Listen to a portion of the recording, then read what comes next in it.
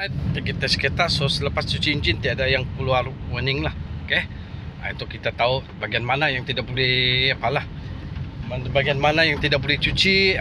Itu kita tahu sudah. Okay, so okay juga ni kereta.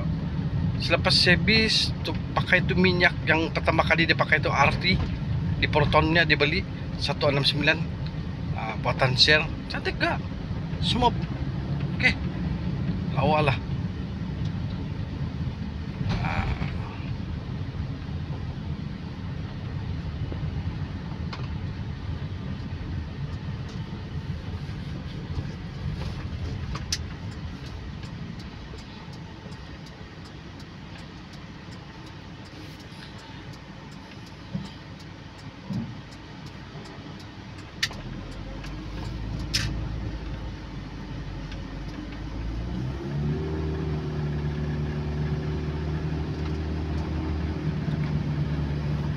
Cantik lah.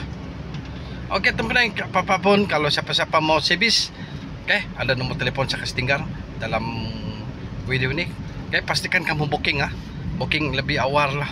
Kalau ada apa-apa yang macam mau bikin break, oke, atau mau bikin apa semua servis, terus ya masa kamu tenang.